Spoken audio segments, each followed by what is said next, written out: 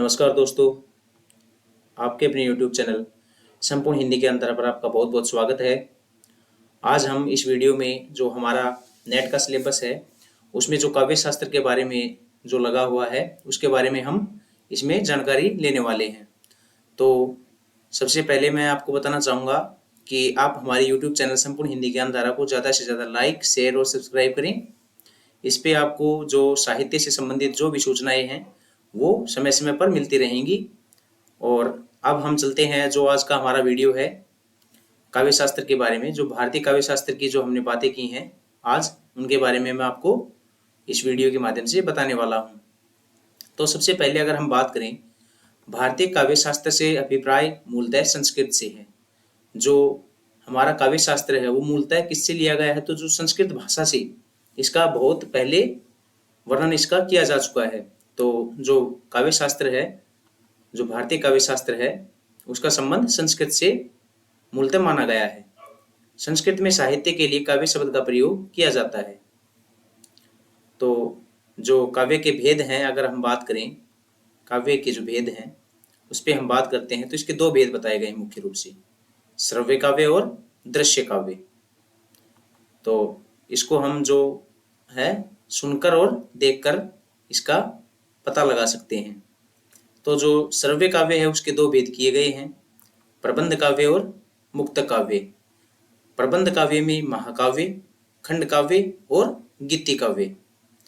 और इसके बाद अगर बात करें हम मुक्त काव्य की, तो मुक्त काव्य में पाठ मुक्तक और गेय मुक्तक। श्रव्य काव्य है उसके दो भेद किए गए हैं, प्रबंध काव्य और मुक्त काव्य। प्रबंध काव्य के अंदर महाकाव्य, खंड काव्य और गीति काव्य। मुक्त काव्य के अंदर पाठ्य काव्य और गेय मुक्त काव्य। इसके बाद अगर हम बात करें दृश्य काव्य, दृश्य काव्य की भी दो भेद हैं, जिसमें रूपक और उपरूपक। ये देखिए, रूपक और उपरूपक। तो रूपक में क्या है, नाटक, प्रकरण, भाषा, प्रहसन, डीम, व्यायोग, संवकार, विथि, अंक और इहामृग। तो ये 10 भाग हैं रूपक के, नाटक, प्रकरण, भाषा, प्रहसन, डीम, व्यायोग, संवकार, विथि, अंक और इहामृग। और जो उपरूपक है उसके अंदर है गद्य, पद्य और चंपू। उपरूपक के अंदर 3 है, गद्य, पद्य और चंपू। इसके बाद हम आगे चलते हैं। जो हमारा भारतीय काव्य शास्त्र है उसकी शुरुआत आचार्य भरतमुनि से मानी गई है। भरतमुनि से ही हमारा जो भारतीय काव्य शास्त्र है उसका प्रारंभ होता है। आचार्य भरतमुनि को संस्कृत काव्य शास्त्र का प्रथम आचार्य माना जाता है। इनका समय दूसरी सदी माना गया है। इनका प्रसिद्ध ग्रंथ नाट्य शास्त्र है। जो इनका ग्रंथ है वो नाट्य शास्त्र है। इन्होंने नाट्य शास्त्र को पंचम वेद कहा है। जो भरतमुनि है उन्होंने अपने जो ग्रंथ है नाट्य शास्त्र उसको उन्होंने पंचम वेद कहा है, 5वां वेद। भरतमुनि ने नाट्य शास्त्र में 10 गुण, 10 दोष तथा 4 अलंकार माने हैं। भरतमुनि ने 10 गुण, 10 दोष और 4 अलंकार ये सब माने हैं। और भरतमुनि ने रसों की संख्या 8 मानी है। तो इसमें अगर हम बात करें, भरतमुनि सर्वप्रथम संस्कृत काव्य शास्त्र के पहले आचार्य हुए। उनका समय दूसरी सदी माना गया है। उनका जो ग्रंथ है वो है नाट्य शास्त्र। नाट्य शास्त्र को उन्होंने 5वां वेद कहा है। और जो भरतमुनि ने नाट्य शास्त्र के अंदर 10 गुणों का, 10 दोषों का और 4 अलंकारों का वर्णन किया है। और भरतमुनि ने रसों की संख्या कितनी मानी है, तो 8 रस। इन्होंने मुख्य रूप से 8 रसों को ही मान्यता दी है। इसके बाद अगर हम बात करते हैं, भरतमुनि के बाद हैं आचार्य भामह। भामह का समय 6ठी सदी माना गया है। भामह ने काव्य अलंकार नामक ग्रंथ की रचना की है। जो भरतमुनि थे उन्होंने नाट्य शास्त्र की रचना की थी और जो आचार्य भामह है उन्होंने काव्य अलंकार की। तो आगे है, भामह ने काव्य सिद्धांत में शब्द और अर्थ दोनों का काव्य माना। भामह ने शब्दों और अर्थ दोनों का काव्य माना है। उन्होंने कहा है कि शब्दार्थो साहित्यो काव्यम, शब्द और अर्थ दोनों का साहित्य काव्य है। शब्दार्थो साहित्यो काव्यम। आगे 10 गुणों की जगह इन्होंने 3 गुणों को स्थान दिया। जहां भरतमुनि ने 10 गुणों को स्थान दिया था, तो उनमें से उन्होंने सिर्फ 3 गुणों को ही अपने इस काव्य अलंकार में स्थान दिया है। उन्होंने माधुर्य, ओज और प्रसाद गुण, इन 3 गुणों को इन्होंने स्थान दिया है। माधुर्य, ओज और प्रसाद गुण। वक्रोक्ति को सभी अलंकारों का प्राण माना है। ये बहुत ही महत्वपूर्ण है। जो वक्रोक्ति है उसको अलंकारों का प्राण किसने माना है? तो आचार्य भामह ने। इसके बाद रीति को न मानकर काव्य गुणों का विवेचन किया। इन्होंने रीति को ज्यादा महत्व न देकर काव्य गुणों का विवेचन किया है। इसमें जो महत्वपूर्ण है वो है भामह का समय है वो है 6ठी सदी, और जो उनका ग्रंथ है काव्य अलंकार ग्रंथ लिखा था, और जो भामह ने काव्य सिद्धांत में शब्द और अर्थ दोनों का काव्य माना है कि शब्दार्थो साहित्यो काव्यम। और इन्होंने जो 10 गुणों के स्थान पर 3 गुणों को महत्व दिया है, माधुर्य गुण, ओज गुण और प्रसाद गुण। वक्रोक्ति को इन्होंने सभी अलंकारों का मूल माना है। ये बहुत ही इंपॉर्टेंट है। वक्रोक्ति को क्या है? अलंकारों का प्राण इन्होंने माना है। रीति को न मानकर काव्य गुणों का विवेचन किया है। इसके बाद हुए हैं आचार्य दंडी। इनका समय 7वीं सदी माना गया है। दंडी अलंकार संप्रदाय से संबंधित थे। काव्यादर्श नामक ग्रंथ की इन्होंने रचना की है। तो आचार्य दंडी ने किस ग्रंथ की रचना की है? तो काव्यादर्श की। आचार्य भामह ने काव्य अलंकार की। दंडी प्रथम आचार्य थे जिन्होंने वैदर्भी तथा गौड़ी रीति के पारस्परिक अंतर को दर्शाकर इसका संबंध गुण से स्थापित किया। तो जो आचार्य दंडी थे उन्होंने वैदर्भी और जो गौड़ी रीति है उनके पारस्परिक अंतर को दर्शाकर उनका संबंध गुण से स्थापित किया है। आचार्य दंडी को बलदेव उपाध्याय ने रीति संप्रदाय का मार्गदर्शक माना है। तो आचार्य बलदेव ने जो है आचार्य दंडी को रीति संप्रदाय का प्रवर्तक माना है। इनका जो ग्रंथ है वो है काव्यादर्श, और इनका समय है वो 7वीं सदी है। ये हम याद रखेंगे। आगे है आचार्य वामन। जो वामन है, वामन रीति संप्रदाय के आचार्य है।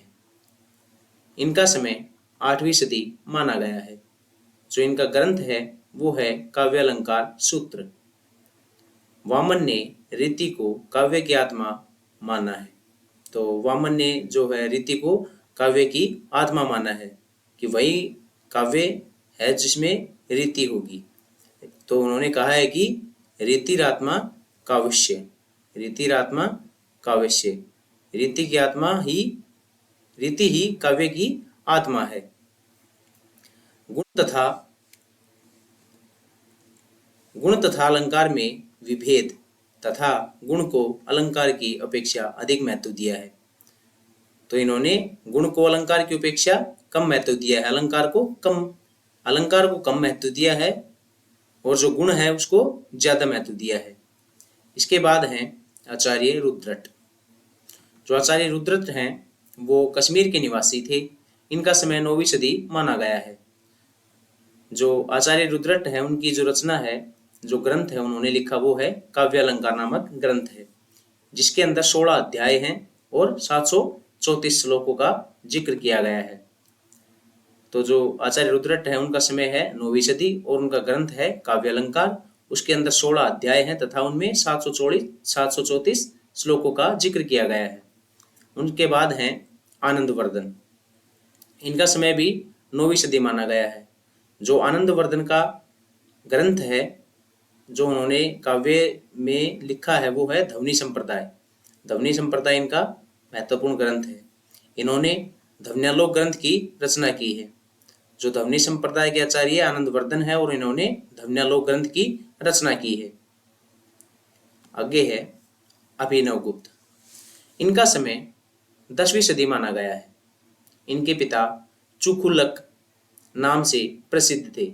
अभिनवगुप्त ने तंत्रालोक नामक ग्रंथ की रचना की है। तो अभिनवगुप्त का समय कब माना गया है? तो 10वीं सदी माना गया है। इसके पिता को चुकुलक नाम से जाना जाता था और जो इन्होंने अपना ग्रंथ लिखा वो है तंत्रालोक। इसके बाद हैं आचार्य कुंतक। आचार्य कुंतक ने वक्रोक्ति संप्रदाय की स्थापना की है। इनका समय भी 10वीं सदी रहा है। तो अभिनवगुप्त और कुंतक का समय 10वीं सदी है। इन्होंने कहा वक्रोक्ति काव्य जीवितम। वक्रोक्ति है वो क्या है? काव्य की जीवात्मा है, मतलब जो है वक्रोक्ति को इन्होंने केंद्र में रखा। तो इनका जो समय माना गया है वो 10वीं सदी माना गया है। वक्रोक्ति संप्रदाय की इन्होंने स्थापना की है और इन्होंने वक्रोक्ति काव्य जीवितम सिद्धांत दिया था। आगे अगर हम बात करें, उसके बाद हुए आचार्य क्षेमेंद्र। जो आचार्य क्षेमेंद्र है उनका समय है 11वीं सदी। इनका समय 11वीं सदी माना गया है। क्षेमेंद्र ने औचित्य संप्रदाय का जनक माना जाता है। क्षेमेंद्र को किसका?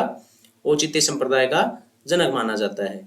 इन्होंने कवि कंठाभरण, औचित्य विचार चर्चा, सुवर तिलक आदि ग्रंथों की रचना भी की है। तो कौन कौन से ग्रंथों की इन्होंने रचना की है? कवि कंठाभरण, औचित्य विचार चर्चा, सुवर तिलक आदि ग्रंथों की रचना की है। इनका समय 11वीं सदी माना गया है। और किस संप्रदाय से संबंधित है? तो क्षेमेंद्र औचित्य संप्रदाय से ये संबंध रखते थे। इसके बाद अगर हम बात करते हैं तो आचार्य हेमचंद्र हुए। इनका समय 12वीं सदी माना गया है। आचार्य हेमचंद्र का समय क्या माना गया है? तो 12वीं सदी माना गया है। इन्होंने काव्यानुशासन ग्रंथ की रचना की है। जो आचार्य हेमचंद्र हुए हैं 12वीं सदी इनका समय माना गया है और काव्यानुशासन ग्रंथ की इन्होंने रचना की है। इसके बाद है अगर हम बात करें काव्य लक्षण, तो जो काव्य लक्षण है उसके बारे में हम जानेंगे। संस्कृत में काव्य लक्षण आचार्यों ने मुख्यतः 3 आधारों पर किया है। जो संस्कृत के आचार्य हैं उन्होंने जो लक्षण है वो 3 आधारों पर माने हैं। पहला है शब्दार्थ के आधार पर, शब्द और अर्थ के आधार पर। दूसरा है शब्द के आधार पर, और जो तीसरा है वो है रस और ध्वनि के आधार पर। जो संस्कृत में काव्य है लक्षण आचार्यों ने उसको 3 आधारों पर विभाजित किया है। पहला शब्दार्थ के आधार पर, मतलब जिसमें शब्द और अर्थ के आधार पर। दूसरा है ओनली शब्द के आधार पर, और तीसरा है रस और ध्वनि के आधार पर। तो अगर पहले हम बात करें शब्दार्थ के आधार पर, तो जो शब्दार्थ के आधार पर सबसे पहले आचार्य भामह ने कहा है कि शब्दार्थो साहित्यो काव्यम।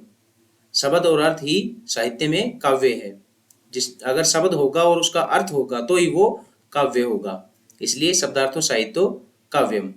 आचार्य रुद्रट हुए, उन्होंने कहा कि ननु शब्दार्थो काव्यम। जो भामह है उन्होंने कहा कि शब्द और अर्थ ही काव्य है, और इन्होंने कहा कि ननु शब्दार्थो काव्यम। इसके बाद है आचार्य वामन। काव्य शब्दोयंगुला गुणालंकार संस्कृत्यो शब्दार्थो वर्तते। काव्य शब्दों ये गुणालंकार संस्कृत्यो शब्दार्थो वर्तते। ये किसने कहा? आचार्य वामन ने। इसके बाद है आचार्य कुंतक। तो ये जो हम बात कर रहे हैं वो शब्द और अर्थ के आधार पर जिन्होंने विभाजन किया है उसकी बात हम कर रहे हैं। आचार्य कुंतक ने कहा शब्दार्थो साहित्यो वक्र कवि व्यापार शालिनी। शब्दार्थो साहित्यो वक्र कवि व्यापार शालिनी। इसके बाद हुए आचार्य मम्मट। इन्होंने कहा तद दोषो शब्दार्थो सगुणावलंकृति पुनः कवापि। तद दोषो शब्दार्थो सगुणावलंकृति पुनः कवापि। तो ये महत्वपूर्ण है। आचार्य मम्मट ने क्या कहा कि तद दोषो शब्दार्थो सगुणावलंकृति पुनः कवापि च। इसके बाद अगर हम बात करें जो शब्दों के आधार पर किया गया उसमें हमारे हुए हैं आचार्य दंडी। आचार्य दंडी ने माना है कि शरीरम ताव दृष्टार्थ वैविच्छान पदावली।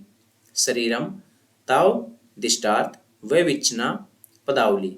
उसके बाद हुई आचार्य जगन्नाथ। इनका समय है आचार्य जगन्नाथ का लगभग 17वीं शताब्दी से इनका समय माना गया है। तो जो इन्होंने कहा रमणीयार्थ है प्रतिपादक है शब्द है काव्यम। रमणीयार्थ है प्रतिपादक है शब्द है काव्यम। जो शब्द के आधार पर है उन्होंने आचार्य दंडी और जगन्नाथ ने जो प्रमुख है, तो आचार्य दंडी ने कहा शरीरम ताव दिष्टार्थ वैविच्छना पदावली, और जो आचार्य जगन्नाथ हुए उन्होंने कहा रमणीयार्थ है प्रतिपादक है शब्द है काव्यम। इसके बाद जो तीसरा है रस और ध्वनि के आधार पर। रस और ध्वनि के आधार पर आचार्य विश्वनाथ हुए। उन्होंने कहा, विश्वनाथ का जो समय है लगभग है वो 14वीं शताब्दी इनका समय माना गया है।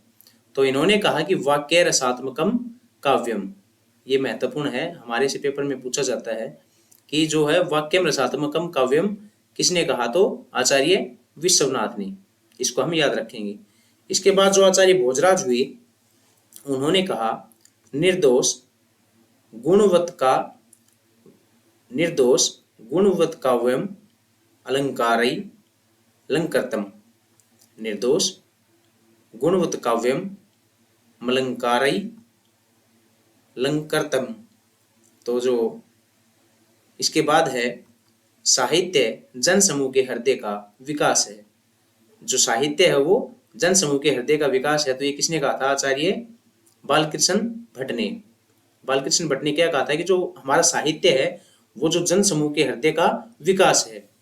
इसके बाद है साहित्य वह है जिसे चरस खींचता हुआ किसान भी समझ सके और खूब पढ़ा लिखा हुआ भी। ये बात किसने कही थी, तो महात्मा गांधी ने कही थी। इसको हम याद रखेंगे कि महात्मा गांधी ने क्या कहा था। महात्मा गांधी ने कहा था कि जो हमारा साहित्य है वो इस प्रकार का होना चाहिए जिसको एक चरस खींचता हुआ जो किसान एक खेत में काम कर रहा है वो भी समझे, और जो खूब पढ़ा लिखा हुआ एक व्यक्ति है वो भी उसको आसानी से समझ सके।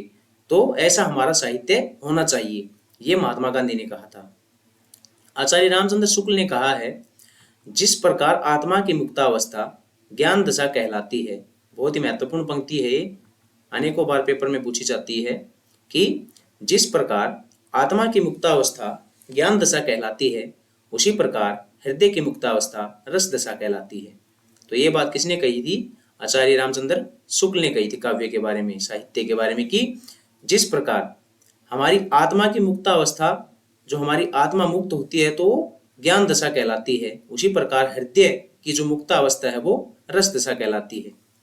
इसके बाद अगर हम बात करें, कविता सबसे पहले और अंत में शब्द है। कविता क्या है, सबसे पहले और अंत में क्या है, तो शब्द है। ये किसने कहा था, अज्ञे ने कहा था। अज्ञे जो हमारे तार सप्तक के कवि हैं, तो इन्होंने कहा था कि कविता सबसे पहले और अंत में शब्द है। कविता हमारे सहज भाव का सहज उच्चलन है।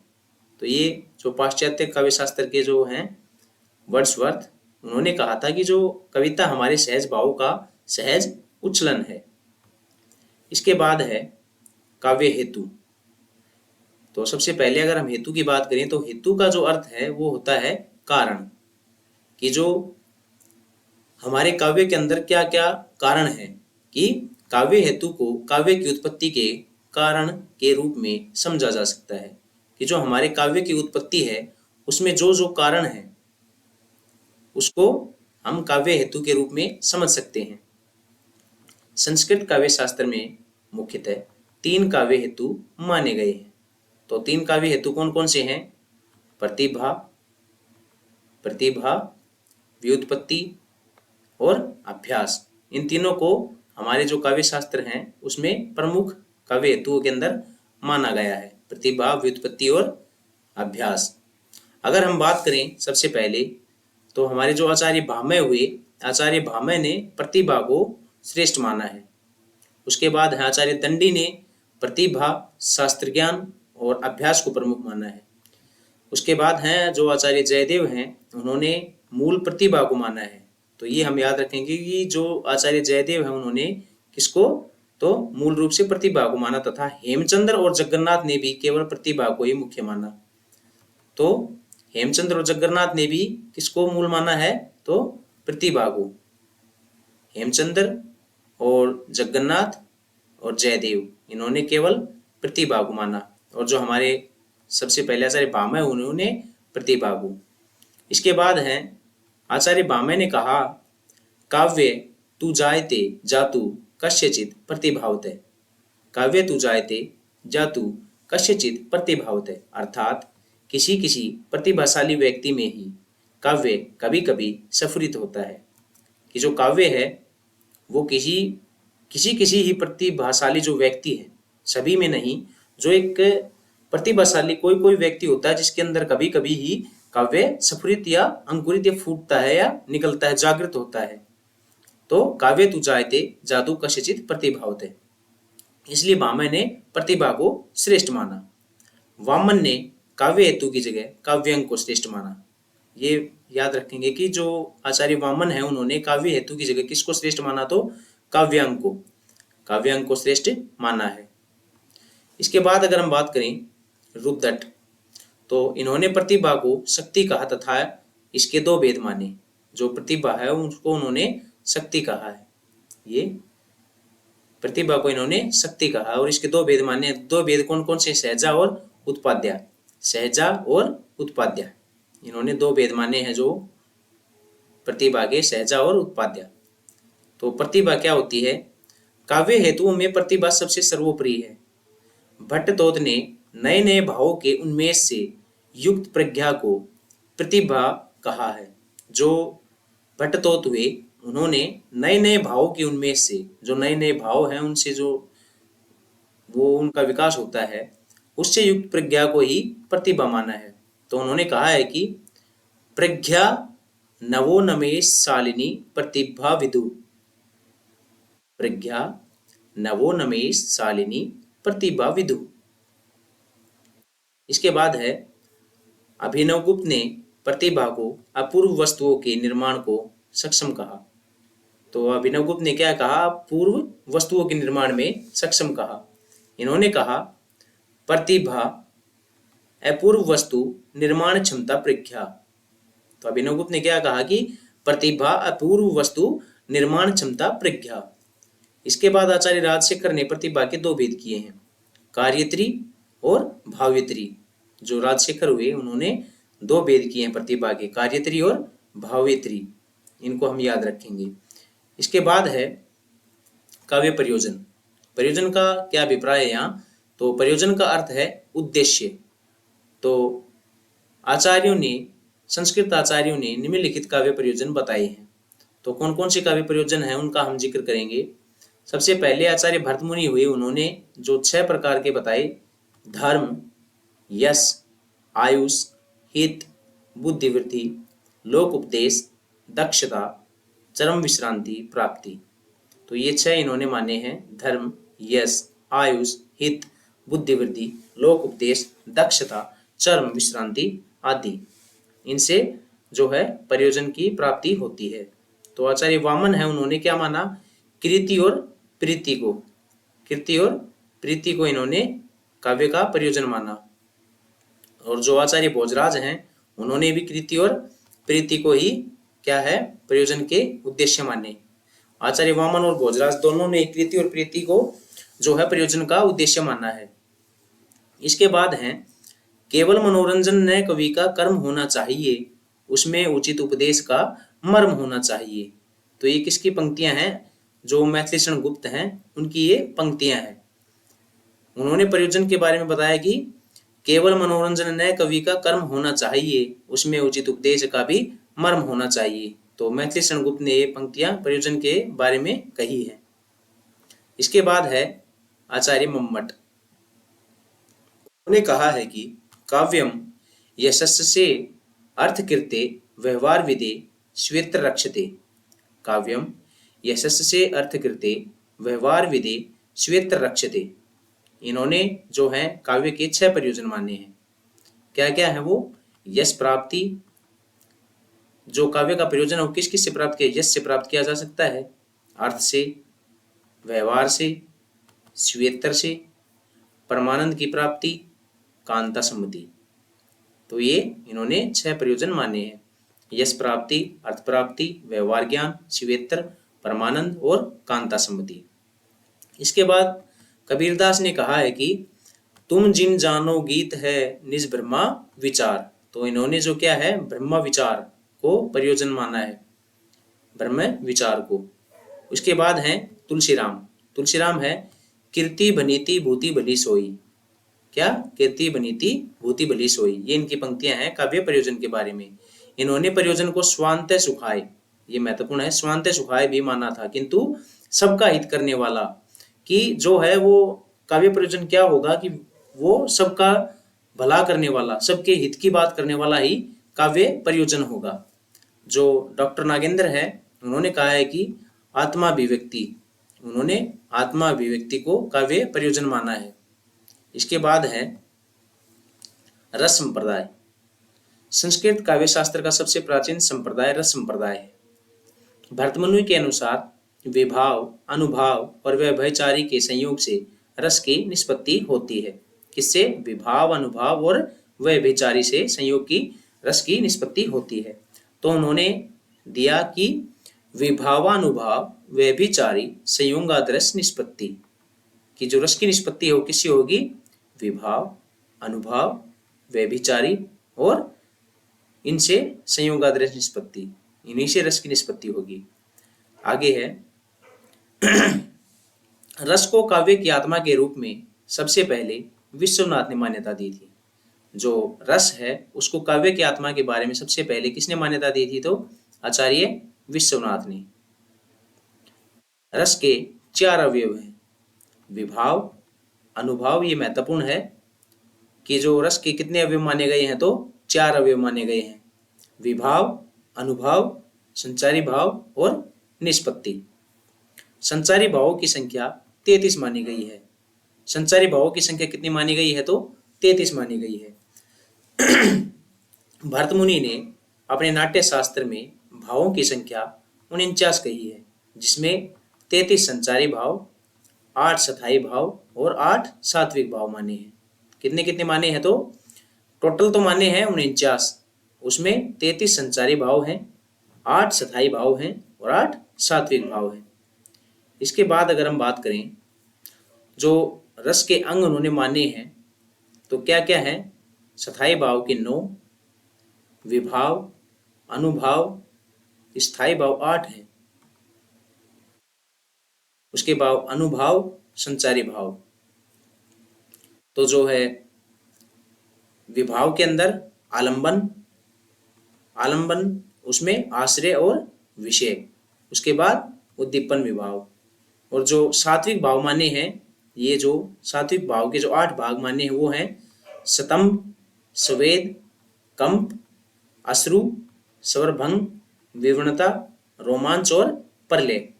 तो जो संचारी भाव है वो है 33, स्थायी भाव है 8 और जो अनुभाव है वो है 8, सात्विक भाव वो है 8।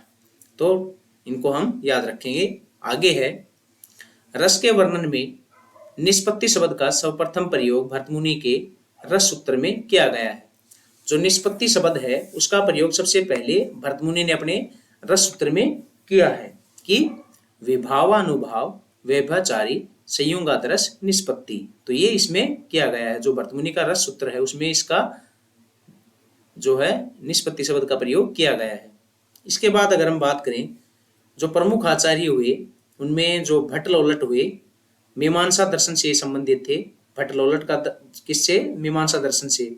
तो उन्होंने उत्पत्तिवाद की व्याख्या दी थी, उत्पत्तिवाद के बारे में इन्होंने बताया है। और उत्पत्तिवाद के बारे में ये कहते हैं कि जो रस होता है वो मूल पात्र, जो ऐतिहासिक पात्र होता है अनुकार्य होता है। जो वास्तविक पात्र है, ऐतिहासिक जो पौराणिक पात्र है, उसमें इन्होंने रस की जो है वो अवस्थिति मानी है। इसके बाद है श्री शंकुक जो न्याय दर्शन से संबंधित है। तो श्री शंकुक का संबंध किससे है? न्याय दर्शन से। इन्होंने अनुमतिवाद का सिद्धांत दिया था। ये कहते हैं कि जो रस की जो प्राप्ति है वो किस प्रतीति है वो किसमें होती है? वो अभिनेता के अंदर होती है। जो भट्टलोलट है, भट्टलोलट ने जो अनुकार्य के अंदर मानी थी। अनुकार्य होता है जो पौराणिक पात्र होता है, ऐतिहासिक या पौराणिक पात्र होता है उसको अनुकार्य, और जो अनुकर्ता है जो अभिनय करता है उसके अंदर शंकु ने रस की निष्पत्ति मानी है। उसके बाद है आचार्य भट्टनायक है, वो सांख्य दर्शन से संबंध रखते थे। इन्होंने भुक्तिवाद का जो है व्याख्या दी थी, भुक्तिवाद की व्याख्या दी थी। इन्होंने कहा कि रस किसमें होता है? तो दर्शक में होता है। भट्टनायक ने दर्शक में माना। अभिनव गुप्त है वो शैव दर्शन से संबंध रखने वाले हैं अभिनव गुप्त। उन्होंने अभिव्यक्तिवाद का जो है व्याख्या दी थी। अभिव्यक्तिवाद की व्याख्या किसने दी थी? तो अभिनव गुप्त ने। तो इन्होंने कहा कि न तो दर्शक में है न अभिनेता में, और इन्होंने सबका खंडन करते हुए इन्होंने कहा कि सहृदय में, सहृदय जिसके पास है उसके पास रस की प्राप्ति होगी। सहृदय में इन्होंने रस की निष्पत्ति मानी है। तो इसके बाद अनुकारी और अनुकर्ता काव्य शास्त्र की परिभाषिक शब्दावली है। अनुकारी, अनुकारी क्या होता है? अनुकारी से तात्पर्य उस पौराणिक या ऐतिहासिक पात्र चरित्र से है जिसका अभिनय किया जा रहा है। तो जो पौराणिक और ऐतिहासिक पात्र हैं उसको अनुकारी है, और जो अनुकर्ता है वो अभिनेता है। जो अभिनेता है उसको अनुकर्ता कहेंगे। इसके बाद है रीति संप्रदाय। रीति संप्रदाय के प्रवर्तक आचार्य वामन माने जाते हैं। इन्होंने काव्य की आत्मा का प्रशंसा प्रथम उठाते हुए रीति को काव्य आत्मा घोषित किया। इन्होंने कहा रीतिरात्मा काव्यस्य। रीति है वो क्या है? काव्य की आत्मा है। तो रीति संप्रदाय के जो आचार्य हैं वो कौन है? वामन है। इन्होंने रीति को काव्य की आत्मा घोषित किया है। इसके बाद है सर्वप्रथम आचार्य वामन ने रीति शब्द का प्रयोग किया। इसके बाद अगर हम बात करें, इनके अनुसार विशिष्ट पद रचना रीति, जो विशिष्ट पद रचना है, पदों की विशिष्ट रचना है, वो ही रीति होगी। इन्होंने ये कही है कि विशिष्ट पद रचना रीति, पदों की विशिष्ट रचना ही रीति है। पदों में आने वाली विशिष्टता का कारण गुण को माना है, कि जो पदों में आने वाली विशिष्टता का कारण इन्होंने गुण को माना है, विशेषो गुणात्मा। इसके बाद इन्होंने कहा काव्य शोभाया कर्तारो धर्मा गुणा। काव्य की शोभा करने वाला धर्म गुण है। जो काव्य की शोभा है उसको बढ़ाने वाला क्या धर्म क्या है? तो गुण है। काव्य शोभाया कर्तारो धर्मा गुणा। इनसे पहले वैदर्भी और गौड़ी की चर्चा हो चुकी थी। इन्होंने पांचाली को शामिल कर रीतियों की संख्या 3 कर दी। पहले रीतियों की संख्या 2 थी, वैदर्भी और गौड़ी, लेकिन पांचाली को इन्होंने शामिल करके आचार्य वामन ने तो कितनी कर दी थी? तो 3 कर दी थी। तो ये देखिए, वैदर्भी, गौड़ी और पांचाली। जो वैदर्भी है, रीति है, उसमें कौन सा गुण है? तो समस्त गुण है। गौड़ी के अंदर ओज क्रांति या ओज गुण पाया जाता है, और पांचाली के अंदर माधुर्य गुण पाया जाता है। जो आचार्य आनंदवर्धन है, आचार्य आनंदवर्धन ने रीति को संघटना कहा। ये महत्वपूर्ण है कि जो आचार्य आनंदवर्धन है उन्होंने रीति को क्या कहा? तो संघटना कहा। उन्होंने कहा पंद संघटना धर्मा। तो ये रीति संप्रदाय से कुछ संबंधित महत्वपूर्ण बातें थी। इसके बाद है आचार्य मम्मट। आचार्य मम्मट ने रीति को वृत्ति कहा है। वो है आचार्य मम्मट रीति को क्या कहते हैं? तो वृत्ति। उन्होंने वृत्ति कहा है। इनके अनुसार निश्चित वर्णों का रस से संबंधित व्यापार वृत्ति है। रस से संबंधित व्यापार वृत्ति है। इन्होंने वृत्तियों और गुणों का संबंध इस तरह से स्वीकृत किया है। सबसे पहले इन्होंने कहा जो उपनागरिका का जो है वैदर्भी से, उपनागरिका या वैदर्भी जो जिसमें माधुर्य गुण होगा, पुरुषा जिसको गौड़ी कहा, गौड़ी रीति, और पांचाली को कोमला जिसमें प्रसाद गुण होगा। वैदर्भी, गौड़ी और पांचाली, इन तीनों में माधुर्य गुण, ओज गुण और प्रसाद गुण पाया जाएगा। इसके बाद है आचार्य विश्वनाथ। आचार्य विश्वनाथ ने क्या कहा? पद संघटना रीति है। आचार्य जो विश्वनाथ है इन्होंने कहा कि पद संघटना रीति है। इन्होंने वैदर्भी और पंचाली से मिश्रित लाटी रीति को भी स्वीकार किया। ये देखिए, इन्होंने कौन सी रीति को? तो लाटी रीति को इन्होंने स्वीकार किया है। ये कुछ आचार्य दिए उन्होंने जिन्होंने ये जो रीति की संख्या मानी है। भरतमुनि ने अवंती, दक्षिणता, पांचाली और मागधी। आचार्य भामह है उन्होंने वैदर्भी और गौड़ी को। आचार्य दंडी ने वैदर्भी और गौड़ी को। आचार्य वामन ने वैदर्भी, गौड़ी और पांचाली को। रुद्रट ने वैदर्भी, गौड़ी, लाटी और पांचाली को। तो ये सब इन्होंने क्रमवाइज दिए हुए, इनको एक बार देख लेना आप। आगे है वक्रोक्ति संप्रदाय। वक्रोक्ति के प्रवर्तक आचार्य कुंतक है। अगर वक्रोक्ति की बात करें तो उनके आचार्य कौन है? प्रवर्तक आचार्य कुंतक। इन्होंने कहा वक्रोक्ति काव्य जीवितम, कि जो वक्रोक्ति है वो ही काव्य की आत्मा है। वक्रोक्ति को काव्य की आत्मा किसने माना? तो आचार्य कुंतक ने। इसके बाद अगर हम बात करें, सर्वप्रथम आचार्य भामह ने वक्रोक्ति का शब्द विवेचन प्रस्तुत किया है। उन्होंने पहले ही बताया था कि जो वक्रोक्ति है, जो भामह ने वक्रोक्ति का अर्थ अतिशयोक्ति माना अथवा इसे संपूर्ण अलंकारों का मूल घोषित किया। ये पीछे हमारे से पेपर में पूछा गया था कि वक्रोक्ति को संपूर्ण अलंकारों का मूल घोषित किसने किया?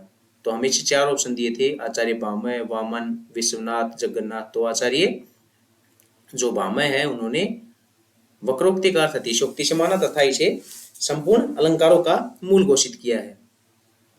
आगे अगर हम बात करें, दंडी भी वक्रोक्ति का अर्थ अतिशयोक्ति से लेते हैं किंतु इसे संपूर्ण अलंकारों का मूल नहीं मानते। जो आचार्य दंडी हैं वो संपूर्ण अलंकारों का मूल इसे नहीं मानते हैं। अलबत्ता स्वभावोक्ति के अलावा अन्य सभी अलंकारों को वक्रोक्ति का पर्याय माना है। आगे चलते हैं। आचार्य दंडी के अनुसार स्वभावोक्ति आदि अलंकार है। स्वभावोक्ति आदि अलंकार है। तो जो आचार्य वामन है उन्होंने वक्रोक्ति का अर्थ माना लक्षण आधारित अलंकार। जो आचार्य रुद्रट है उन्होंने शब्दालंकार में 2 भेद किए। शब्दालंकार में काकु वक्रोक्ति और श्लेष वक्रोक्ति। तो ये 2 याद रखेंगे। जो आचार्य रुद्रट है उन्होंने शब्दालंकार में काकु वक्रोक्ति और श्लेष वक्रोक्ति। तो ये आचार्य मम्मट ने शब्दालंकार, रुय्यक ने अर्थालंकार, विश्वनाथ ने शब्दालंकार, विद्यानाथ ने अर्थालंकार, मिश्रबंधुओं ने अर्थालंकार। तो ये याद रखेंगे। आगे अगर बात करें, जो अलंकार संप्रदाय है, अलंकार की बात करें तो अलंकृत करने वाले साधन से ही अलंकार का सामान्य अर्थ लिया जाता है। आचार्य भर्तमुनि ने अपने नाट्य शास्त्र में 4 अलंकारों का उल्लेख किया है। तो जो भर्तमुनि ने 4 अलंकारों का उल्लेख किया है वो अलंकार कौन कौन से हैं? तो जो उपमा, रूपक, दीपक और यमक। उपमा, रूपक, दीपक और यमक, जो 4 अलंकार हैं उनका वर्णन भर्तमुनि ने अपने नाट्य शास्त्र में किया है। आचार्य भामह ने कहा अलंकार संप्रदाय के प्रवर्तक आचार्य भामह माने जाते हैं। इन्होंने अलंकार को काव्य का अनिवार्य तत्व माना है। इन्होंने कहा न कांतापमे निर्भुष विभाति विनीता मुखम, विभाति नारी विदग्ध मंडना, अर्थात सुंदर नारी का मुख भी आभूषणों के बिना शोभा नहीं देता, वैसा ही कविता अलंकारों के अभाव में सुशोभित नहीं होती। कि एक सुंदर नारी का मुख जब आभूषणों के बिना शोभा नहीं देता, वैसे ही जो कोई कविता है उसमें अलंकारों को अगर हटा दिया जाए तो वो कविता इतना महत्व नहीं रखती। तो इन्होंने कहा कि न कांतापि निर्भुष विभाति विनीता मुखम, विभाति नारी विदग्ध मंडना। सभी अलंकारों के मूल में वक्रोक्ति को माना। ये पीछे भी हमने कहा था कि जो आचार्य भामह ने उन्होंने सभी अलंकारों के मूल में किसको माना? तो वक्रोक्ति को माना। इसके बाद हम बात करते हैं आचार्य दंडी। अलंकारों को परिभाषित करने का प्रथम प्रयास आचार्य दंडी ने किया। जो अलंकारों को परिभाषित करने का काम किसने किया? तो दंडी ने। इन्होंने काव्य की शोभा में वृद्धि करने वाले सभी धर्मों को अलंकार माना। जो इन्होंने कहा कि जो काव्य की शोभा बढ़ाने वाले जो भी धर्म हैं वो सभी अलंकार के पोषक हैं। तो इन्होंने कहा काव्य शोभाकरान धर्मान अलंकारान प्रच्छति, कि जो काव्य की शोभा बढ़ाने वाले सभी धर्म अलंकार हैं। तो ये बात किसने कही? आचार्य दंडी ने। इसके बाद हम बात करें आचार्य वामन की। तो रीतिवादी आचार्य वामन ने इस परिभाषा को अस्वीकार करते हुए इसे गुण के संदर्भ में प्रयुक्त किया। इन्होंने गुण के संबंध में कहा कि काव्य शोभा से कर्तारो धर्म गुणा, काव्य शोभा से कर्तारो धर्म गुणा, अर्थात गुण काव्य के शोभाकारक धर्म है, अलंकार उसके वर्धक हैं। और गुणों को काव्य की आत्मा किसने माना? तो आचार्य मम्मट ने। जो गुण हैं उनको काव्य की आत्मा किसने माना? तो आचार्य मम्मट ने। तो ये हमारे काव्य, जो भारतीय काव्य शास्त्र के संबंधित कुछ महत्वपूर्ण तथ्य थे वो हमने इस वीडियो में देखे।